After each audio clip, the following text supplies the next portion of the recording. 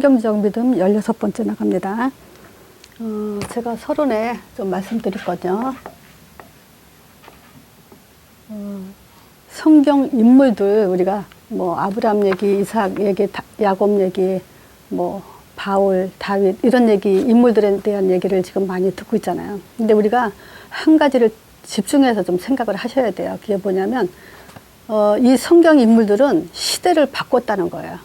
그냥 신앙생활을 잘했다 정도가 아니라 이 시대를 바꾼 인물들이에요. 우리가 세상적으로도 보면 시대를 바꾼 인물들이 있죠. 근데 그 사람들의 특징을 한번 찾아보세요. 이 사람들이 어떻게 시대를 바꿨을까? 많은 것 한 게 아니라 딱 한 가지 했어요. 그렇죠? 뭐 컴퓨터 쪽도 그렇고 뭐 전기 쪽도 그렇고 모든 것이 사람들이 자기 그 한 가지에 꽂힌 걸 가지고 이 세상 시대를 바꾸고 세상을 바꿨죠. 자, 그러니까 우리 성경은 그럼 인물들은 뭐 한 가지에 꽂혔다기보다는 딱 하나요. 진짜 딱 하나 생각만 바꾸면 됐어요. 뭘 하라는 게 아니에요. 주인만 바꿨어요. 그냥 주인만 바꿨는데 시대를 움직였다는 거죠. 자, 그래서 우리는 다시 한번 아브람과 이삭과 야곱과 요셉과 다윗과 바울 이런 인물들이 어떻게 했길래 이렇게 시대를 바꿨는가 그거를 찾아나가는데 우리가 성경 공부하는 이유고 신앙생활 하는 이유고 기도하는 이유고 그런 거예요. 자, 그래서 만약에 우린 그 생각을 해야 돼요. 주인이 안 바꿨다. 그럼 우리는 창세기 3장에 그대로 있다는 걸 알아야 돼요. 주인만 바꾸면 돼요. 그래서 초점은 주인이 바뀌어야 되고요. 두 번째가 뭐냐? 그래서 항상 우리가 기억해야 될 게 있어요. 자, 아브라함에게 언약을 주셨을 때 어마어마한 메시지를 주셨죠. 자, 보세요. 지금 창세기 12장 1, 2, 3절에 보면요. 내가 하나님이 아브라함한테 본토 친척 아비집을 떠나라 그래요. 그리고 내가 내게 지시할 땅으로 가라. 그러면서 하신 말씀에 내가 너로 큰 민족을 이루고 또 내게 복을 주는데 어느 정도 주냐? 내 이름이 아주 창대케 할 거다. 그러면서 너는 복의 근원이 될 거다. 그러면서 또 하신 말씀이 계속 있었죠. 너를 축복한 자 내가 축복하고 너를 저주한 자 내가 저주한다. 그러면서 너로 인해서 모든 민족이 복을 얻을 거다. 엄청난 말씀을 하셨거든요. 근데 왜 그 아브라함의 후손들이 애굽에 종살이 했냐?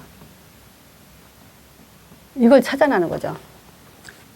결국 한마디로 말하면 생각이 안 바뀐 거죠. 말씀은 들었지만 그 말씀으로 생각이 바뀌지 않았기 때문에 종살이 한 거죠. 어디서 그걸 알 수 있죠? 창세기 15장 보면은 그 자손을 줄 것은 믿었지만 땅을 기업으로 줄 거는 믿질 않았어요. 뭐 때문에 그러죠? 불신앙 때문에 그랬어요. 그러면 우리가 또 추적해 봐야 될 게 뭐 있죠? 아브라함이 언제부터 정말 그 하나님이 주신 언약대로 응답을 받기 시작했냐? 창세기 13장이요. 14절부터 그 이하에 보면은 롯이 아브라함을 떠난 후에 그러면서 그때 여호와 하나님이 아브라함에게 뭐라 그랬냐면요. 너는 눈을 들어서 이렇게 동서남북을 바라보라 그죠? 그러면서 네가 보이는 땅을 내가 다 너와 내 자손에게 주었다 그래요. 그러면서 뭐냐? 영원토록 이룰 거래요. 그러니까 비로소 우리는 응답받는 시간표가 있다는 걸 보게 되는 거죠. 롯이 아브라함 떠난 후에 이 말은 불신앙을 떠난 후에 그때부터 비로소 하나님이 주겠다 하는 그것이에요. 그래서 우리는 말씀을 믿으면서부터가 사실은 모든 시작이 돼야 돼요. 하나님이 다 준다고 했지만 언제부터 받냐? 정말 믿을 때부터 받죠. 그뿐만이 아니라 창세기 22장에도 가장 사랑하는 독자 이삭, 그 이삭 하나 바치라고 했을 때 아브라함이 그대로 순종을 했죠. 정말 이삭을 제물로 바치려고 할 때 천사를 통해서 이제 손을 대지 말라고 하죠. 그러면서 그때 하신 말씀이 뭐냐면 이제야 내가 하나님을 경외하는 줄을 알았다 그래. 이제야 이런 말이 있어요. 그러니까 비로소 그때 되니까 이제야 이때 뭐냐? 하나님한테 신앙이 합당하게 된 거예요. 믿음이 이제 통한 거예요. 하나님이 원하시는 그 믿음이 그때 시간표가 딱 되니까 믿음이 하나님께 상달되니까 그때부터 본격적으로 어마어마한 응답을 받죠. 17절에 보면 이제 내 씨로 대적의 문을 얻으리라. 아무도 감당하지 못한다는 얘기예요. 아브라함한테. 아무도 아브라함을 당하지 못할 그 응답을 이제 비로소 시작되는 거예요. 그래서 왜 애굽에 종살이 했냐? 불신앙만 제거하면 돼요. 근데 진짜 또 얘기하지만요. 하나님 앞에서 하나님이 살아계신 것만 하나만 진짜 믿어도요. 불신앙은 나오지 않아요. 누구한테 짓밟혀도 괜찮아요. 누구한테 욕을 먹어도 괜찮아. 왜냐? 하나님이 백그라운드인데. 그래도 괜찮은 거예요, 진짜. 이 생각만 바꾸면은, 하나님의 응답은 본격적으로 시작되는 거예요. 또, 출애굽 이후. 출애굽 이후에도 이런 그때 당시에는 이게 뭐 성경에 기록되어 있지 않으니까 그 후손들이 그 아브라함의 언약을 귀로만 듣고 이제 체질이 되지 않을 수가 있죠. 근데 출애굽 이후에도 뭐 이제 40년 동안이라는 그 광야에서 방황하면서 지금 인생을 살았죠. 그때는 우리 이걸 뭘 볼 수 있죠? 정탐꾼, 10명의 정탐꾼의 눈을 보면 알 수 있죠. 이 사람들은 지금 보는 눈, 이걸 뜨지 못했어요. 눈이 틀렸어요. 어떤 눈이었어요? 답 없는 눈을 가지고 세상을 바라봤어요. 답 없는 눈 가지고 문제를 바라보면 문제가 엄청 크죠. 문제 그리고 내가 해결해야 되죠. 결국 이거 뭐냐? 자기 수준대로 문제를 봤다는 얘기죠. 자기 생각대로 답을 가졌다는 얘기죠. 그러니까 이것도 결국 40년 동안 유리 방황하면서 고생하는 그 이유가 될 수밖에 없어요. 또 사사시대도요. 사사시대도 계속 반복되는 삶을 살았죠. 전쟁, 기근, 또 전쟁, 기근, 뭐 이런 것을 계속 사사가 14명이 바뀔 정도로 계속 그런 시대를 살았어요. 그래서 사사시대는 마지막에 그 말하죠. 왕이 없으므로 자기 소견대로 행하였더라. 그래서 항상 기억해야 될 건 그거 한 가지예요. 내 생각만 바꾸면 된다. 내 생각 바꾸면요, 문제 보는 눈도 달라지는 거고, 또 문제 해석도 다 달라지는 거예요. 내 생각이 안 바뀌니까 그 해석도 문제도 다 내 수준으로 보기 때문에 그거는 종살이 또 그 광야 시대, 사사 시대를 계속 반복할 수밖에 없어요. 자, 그래서 오늘도 지난주 거 좀 복습 겸 해서 부르심 그 마태복음 그 10장 한 주 동안에 마태복음 10장 지난주에 한 거 중요한 거 기억을 하셨는지 모르겠어요. 그래서 복습 차원에서 우리가 또 좀 합시다. 예수님이 그랬어요. 마태복음 4장 19절에 나를 따라오느라 사람 낚는 어부가 되게 한다. 왜 따라오라 했죠? 마태복음 10장 11절에 보면요. 합당한 자. 요 사람 찾으려고 그래요. 어부가 되게 하는 것은 하나님의 보시기에 합당한 자, 갈급한 자, 하나님 앞에 갈급하고 충성된 자 있고 사명자 있어요. 이런 사람 반드시 있어요. 그래서 우리가 전도는 어려운 게 아니에요. 답만 가지고 있으면 답은 이제 그냥 사인이잖아요. 이렇게 던져주면 딱 걸려들게 돼 있잖아요. 합당한 자들이 준비돼 있으니까. 그러니까 내가 얼만큼 준비됐냐에 따라서 큰 고기가 낚이냐 작은 고기가 낚이냐 그 차이가 있죠. 자, 그래서 지금 그래요. 합당한 자 찾기 위해서 제일 먼저 한 것이 마태복음 10장 1절에서 4절에 12 제자를 선택했잖아요. 제자 먼저 합당한 자 찾기 위해서 제자 먼저 훈련시켜서 선택해서 세운 거예요. 그러니까 우리도 마찬가지예요. 우리가 지금 전도한다 이거보다도 제자 찾는 것이 시급해요. 혼자 뛰는 것보다 둘이 뛰는 게 훨씬 낫고 셋이 뛰는 게 훨씬 낫죠. 그래서 우리는 제자에 초점을 두고 제자를 찾아서 세우는 거예요. 자, 그래서 이 제자를 선택할 때 하나님이 뭐라 했어요? 모든 그 더러운 귀신들을 쫓아내면 모든 병과 모든 약한 것을 고치는 권능을 주시니라. 사람이 뭔가 부탁할 때도 거기에 부탁에 대한 대가를 치러요. 하나님이 하물며 우리가 중요한 그 하나님의 소원인 그 현장을 가는데 하나님이 권능을 안 주고 가겠냐고요. 안 주고 보내겠냐고요. 그래서 내가 물어봤어요.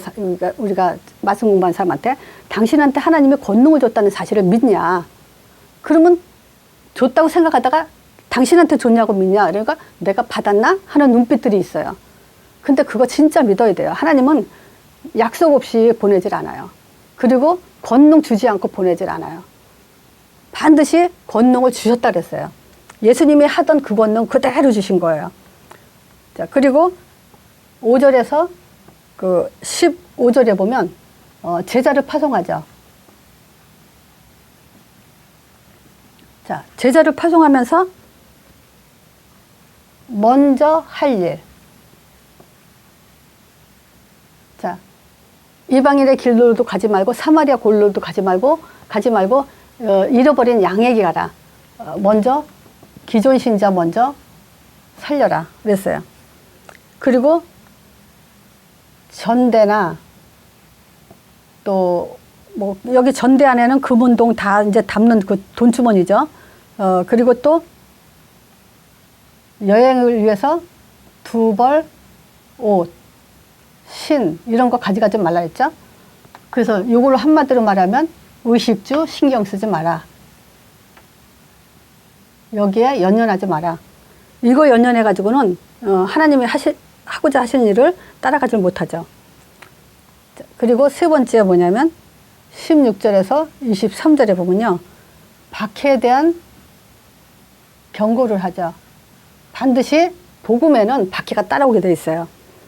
그럴 때 뱀같이 지혜롭고 비둘기같이 순결해라. 그래서 그 순수함 없이는 이 복음이 그대로 그만큼 영향 능력을 주지 못하죠. 지혜롭고 순수함을 가지고 복음을 전하고 또 박해받을 때 할 말을 주실 거니까 염려하지 말라 그러죠. 자, 그리고 네 번째 24절에서 33절에는 고난이 오면요 거기 동참하라 그래요. 그걸 피할 생각하지 말고 동참해라. 그러면서 누구든지 나를 시인해라. 예수님을 시인하지 않는 자, 예수님도 하나님 앞에서 그 사람을 시인하지 않는다 그랬어요. 그래서 우리는 예수 믿는 것에 대해서 이 복음에 대해서 늘 그 사람들 앞에서 부정하지 않는 사람이 돼야 돼요. 또 34절하고 39절에 자기 십자가를 지고 따라오라 그랬어요. 그래서 지난번에는 이 내용에 대해서 자세하게는 안 했지만 그래요. 지금 예수님이 이 땅에 온 것은 화평을 주러 온 게 아니라 검을 주러 왔다 그래요. 또 가족 간에 불화가 있을 거라 그랬고 원수가 집 안에 있다 그래요. 그리고 나보다 더 사랑하는 자는 하나님한테 합당하지 않다 그랬어요. 그러니까 하나님보다 더 사랑하는 거 하나님 앞에 합당하지 않다는 거예요. 또 자기 십자가를 지고 따라올 거고 목숨을 안 잃어버리려고 애쓰지 말라 그래요.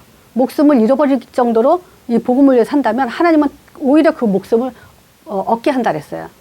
그러니까 이것이 우리에게 자기 십자가 지는 것이 정말 제자가 가져가야 될 그 자세죠. 그래서 제자라는 말은 또 말씀드리지만 순교라는 그 말이 포함되어 있다는 거예요.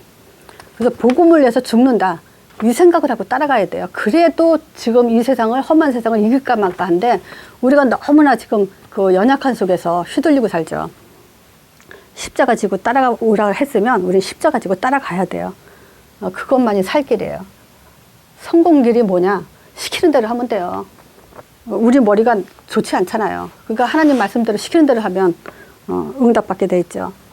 자, 40절에서 42절에 이제 상급에 대해서 얘기했죠.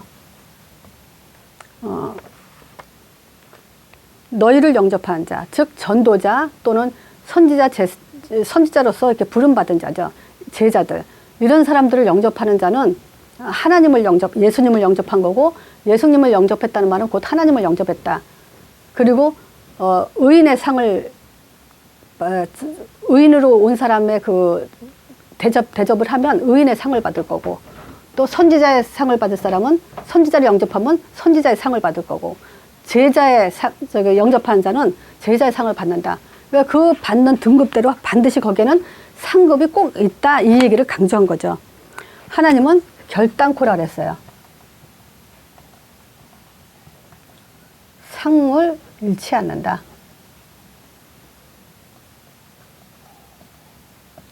그만큼 이 말은 뭐냐면요. 전도가 중요하다고 얘기하는 거예요. 그만큼. 그러니까 그렇다면 뭐겠어요? 전도자가 그만큼 중요하다는 거죠. 자, 그래서 오늘은 마태복음 13장 먼저 그 12호만 지금 말씀드렸거든요. 근데 7가지 비유를 좀 말씀드리려고 그래요. 자, 12 제자들이 부름받아서 어디로 갑니까? 현장을 가죠. 이 현장에 우리는 뭘 알아야 되냐면요. 하나님이 현장에 7가지 천국 비유를 들여서 말씀했어요. 어떤 천국 비유냐? 근데 왜 7가지냐 했을 때 어떤 생각이 들어요? 7가지. 뭐냐면 씨, 또 가라지 비유, 또 뭐죠?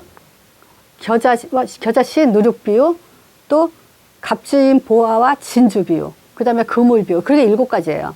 그럼 왜 7가지냐? 무슨 말이냐면 이 7이라는 숫자는 창조주 영역에 속한 그런 숫자예요. 그래서 7, 7, 이것은 천국에 대한 얘기이기 때문에 그 하나님의 영역 속에 들어가 있는 그런 얘기다. 이렇게 아시면 돼요. 그래서 창조주 영역의 일로 천국 비유를 말씀하셨는데 첫 번째가 이제 씨 비유예요. 자, 씨 비유 첫 번째 뭐 얘기했죠? 길가에 떨어진대요. 씨가. 요 내용에서 제가 꼭 읽고 싶은 내용이 있어서 그거를 좀 읽고 넘어가려고 그래요. 13장에 보면. 자, 그 길가에 뿌려진 것은 누가 먹었다 했죠? 요 새들이 와서 먹어렸다 했죠. 그러니까 뭐 이거는 씨가 아예 그냥 뭐 전혀 다른 곳에 떨어졌다는 거죠. 자, 두 번째, 돌밭에 씨가 떨어졌죠. 그 돌밭에는 뿌리가 내리지 않는다 그러죠. 왜냐? 그 크고 얇고 돌은 그 밑에 깔려 있으니까 씨가 떨어져도 그 밑에 뿌리가 내릴 수가 없죠. 자, 그러면서 뿌리를 내지 못한다는 것을 뭘 비유하냐면 사람들이 환난이나 핍박이나 시험이 오면은 넘어지기 때문에 뿌리를 못 내렸으니까 넘어진다 이 얘기란 맞죠? 그때 여기서 넘어지는 자, 그때 넘어진다는 말을 원어로는 어떤 의미를 갖고 있냐면요. 돌밭, 여기 넘어진다 그러죠? 환난, 시험에 오면 반드시 거기에 넘어지는 자예요. 이 넘어지는 자의 뜻은 뭐냐면요. 죄를 짓다. 또는 그 덫에 빠지다.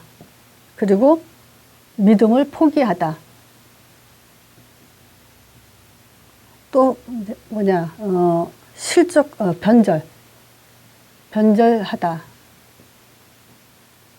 이런 의미가 들어가 있어요. 그냥 우리가 신앙생활 하면서 넘어졌다, 일어났다, 이런 얘기가 아니에요.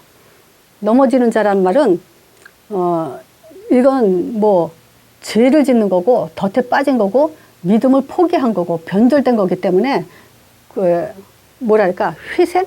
다시 살아날 답이 없는 그런, 신앙인을 말하는 거죠. 자, 또 가시떨기요. 가시떨기는 그 기운이 막았다 그러죠. 그럼 기운이 막았다는 것을 뭘 비유로 얘기한 거죠? 세상 염려, 돈에 대한 유혹, 이런 것들로 인해서 그 말씀이 막혔다는 얘기죠. 그래서 뭐라냐면 결실치 못한다 그래요. 이 말은 그냥 결실치 못한다 이 말이 아니라 전혀 결실이 없다 이 얘기예요. 그뿐만이 아니라 나쁜 열매를 맺는다 이런 의미가 들어가요.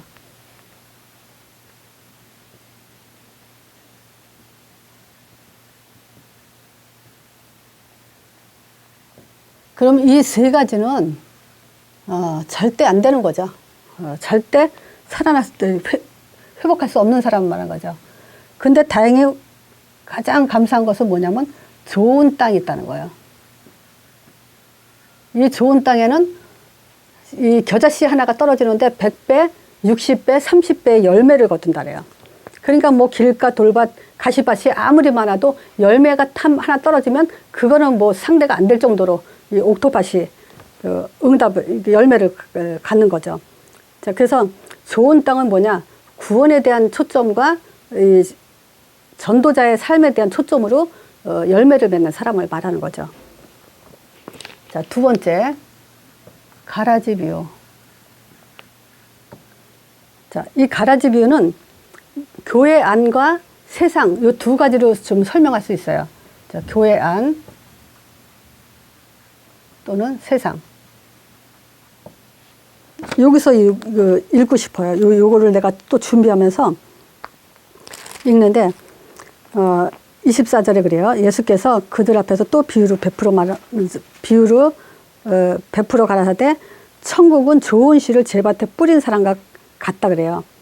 근데 사람들이 잘 때 그 원수가 와서 그 곡식 가운데 가라지를 덧뿌리고 갔더니 싹이 나고 결실할 때 가라지도 보이거늘 집주인이 종들이 와서 말하되, 그러니까 그 집주인의 종들이 와서 뭐라고 말하냐면요. 밭에 좋은 씨를 뿌렸는데 어떻게 저렇게 가라지가 났습니까? 이래요. 그러니까 분명히 좋은 씨만 뿌린 거지 가라지는 안 뿌렸어요, 예수님은. 근데 어떻게 지금 가라지가 저렇게 생겼냐? 이해가 안 되는 거지, 이 사람들은요. 그때 예수님이 하신 말씀이 사단이 와서, 그죠? 악한 원수가 와서 가라지를 덧뿌리고 갔다 그래요. 그러니까 신자들은 잘 때 이거 뭐야? 정말 영적으로 깨어있지 않으면 가라지를 덧뿌리는지도 모르고 지금 그 가라지가 생긴다는 얘기예요. 그러니까 사람들은 보세요. 분명히 복음만 말했잖아요. 근데 복음만 말했는데 어떻게 가라지가 나오냔 말이에요. 그게 이제 원수가 와서 뿌린다는 거죠. 그래서 요번에 이걸 또 읽으면서 그 가라지는 뭐여서 교회 안에 진짜 신자와 가짜 신자가 있다는 거예요. 또 세상 안에서는 말하자면 이런 얘기죠. 세상에는 그 악인과 의인의 두 종류의 사람이 살고 있단 말이죠. 근데 반드시 그 심판 때 예수님이 뭐라 그래요? 가라지를 뽑아버리려니까 뽑지 말라 그래요. 왜냐? 곡식이 뽑힐까봐 하지 마라. 왜냐? 어차피 그 심판 날에는 다 고를 거니까. 가라지와 곡식과 따로 고를 거니까 그때까지 놔둬라 그래요. 그때 뭐가 있냐면 이런 얘기를 해요. 보세요. 가라지는 얼마나 뿌리가 강한지 알죠? 그 풀뿌리는 굉장히 세요. 근데 이제 막 싹이 나려고 하는 곡식은요, 약하단 말이에요. 근데 이 가라지 빼다 그 약한 곡식이 뽑히면 어떡하냐, 이거야. 그러니까 그걸 뽑지 말고 놔두라는 거야. 그거는 뭐예요? 하나님은 모든 초점은 어디 있어요? 곡식에 있는 거예요. 그 어차피 이제 갈라질 거고 할 거니까. 이제 그런 그 내용들이 이 천국 비유로 지금 말씀을 하고 있어요. 그래서 세상에는 의인과 악인이 같이지만 심판 날에는 반드시 이거는 실현될 거, 심판이 결국은 실현될 거다. 여기에 대한 교훈이에요. 자, 세 번째가 겨자씨요. 또 여기에 누룩까지 같이 해요. 겨자씨와 누룩은 같은 의미가 좀 담겨져 있죠. 자, 겨자씨와 누룩 보면 참 지금 우리가 봐도 종교가 너무 많죠. 그리고 교회는 너무 연약해 보이죠. 근데 보세요. 하나님 나라는 외적으로 볼 때는 아주 작고 미약한 것 같아요. 그렇지만 이것이 점점 세력이 굉장히 확장해 간다는 것을 그걸 비유한 거예요.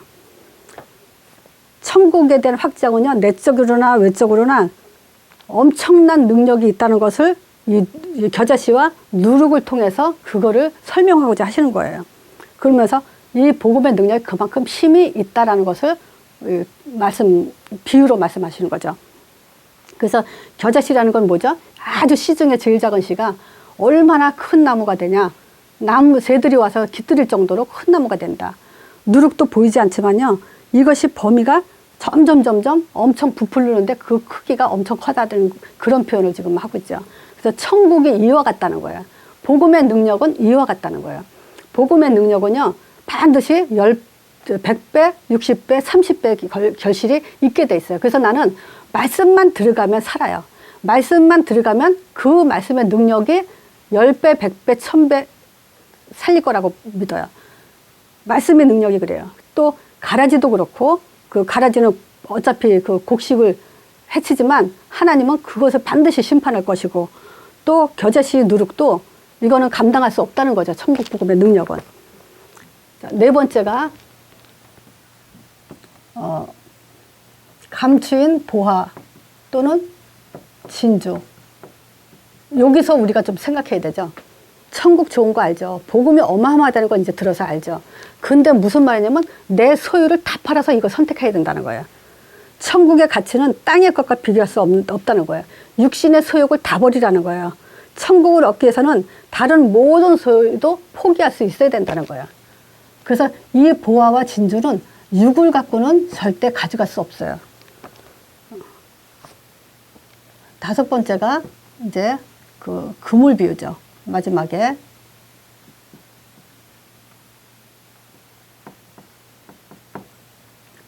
천국은 마치 그 각종 물고기를 모으는 그물과 같다. 그러니까 맞죠? 복음은 그냥 자꾸 선포하잖아요. 그러니까 그물을 쳐놓는 거죠.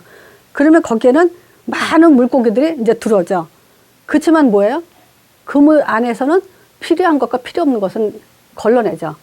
그래서 결국 세상은 모든 것은 의인과 악인이 완전히 분리된다는 것을 말하기 위해서 그물 비유를 말한 거예요. 의인과 악인의 분리를 말하는 거야. 분리될 것을. 그래서 이것은 반드시 세상 끝에 이루어지죠. 근데 사실 이 그 결론적인 이 비유로 말씀하신 이유를 보면요, 이미 심판은 이루어진 사람이 따로 있죠. 자, 비유로 말씀하신 이유. 자, 보면요, 13장 10절에 제자들이 질문해요. 왜 이걸 비유로 말씀하십니까? 그랬더니 11, 12절에 천국의 비밀은 아무나 들을 수 없다래요.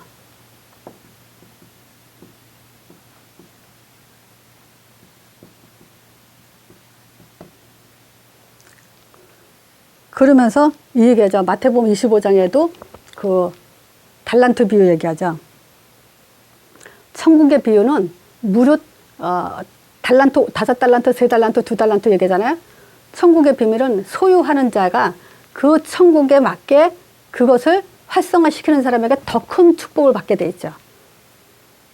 또 없는 자는 오히려 그걸 하지 않은 사람은 오히려 더 뺏긴다 그랬어요. 그래서 이 복음을 가지고 정말 복음화 시키는 사람들에게는 더 큰 응답을 받지만 그것을 그냥 묻어두거나 그냥 둔 사람은 오히려 뺏겨버린다 그래요.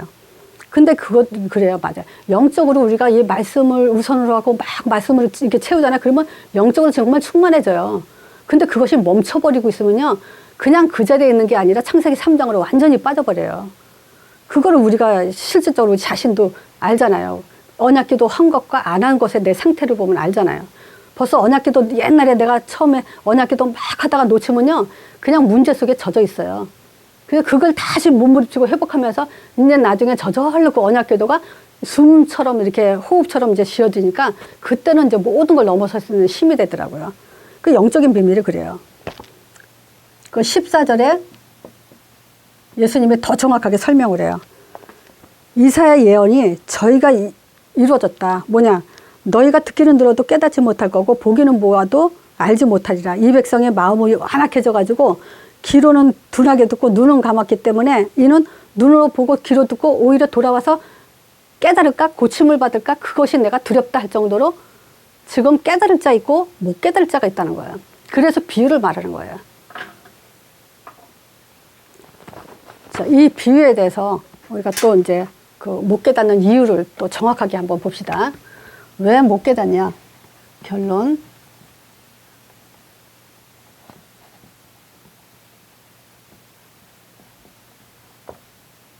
자, 오늘 성경 구절이에요.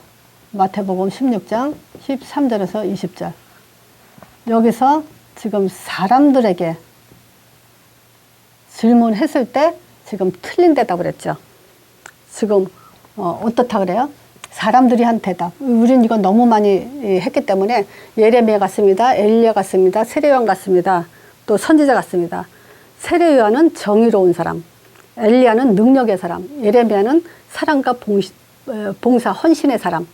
이런 사람들처럼 그렇게 예수를 알게 되면은 그거는 결국은 어떤 종류가 되냐? 길가밭이 되고요, 돌밭이 되고 또 가시밭이 돼요. 들어도 소용이 없어요. 우리가 예수를 안다는 것은 창세기 3장 빼놓고 말할 수 없어요. 그렇죠? 예레미야, 엘리야, 세례 요한 이런 그 율법이나 종교 신비 가지고 창세기 3장을 이길 수 있는 게 아니잖아요. 그러니까 그거는 결국 각자 자기가 원하는 밭이 될 수밖에 없어요. 자기 자신들이 이렇게 만드는 거죠. 자, 두 번째. 베드로가 마태복음 16장 16절에 요것이 이제 옥토밭이죠. 주는 그리스도시요 살아계신 하나님이 아십니다. 근데 제가 만나는 사람마다 이걸 제일 마태복음 16장을 가장 많이 설명하거든요. 근데 이거 고백 다 해요. 근데 또 어디서 드러나냐면요. 응답에서 드러나요. 정말 옥토밭은요. 반석이 되게 돼 있어요. 확신과 충만 속에 있게 돼 있어요. 요거는 또 어디서 드러날까요? 문제 속에서, 사건 속에서, 여기서 드러나게 돼 있어요. 그래서 문제를 어떻게 보냐, 이것도 우리가 중요한 해석이 되고요. 문제가 있어도 우리는 정말 상관이 없어야 돼요. 그만큼 이제 그 복음의 가치가 문제에 눌리지 않는다는 걸 알아야 돼요. 자, 더 큰 문제는 뭐냐? 하늘문을 계속 여는 지속. 요게 옥토밭이라는 증거예요.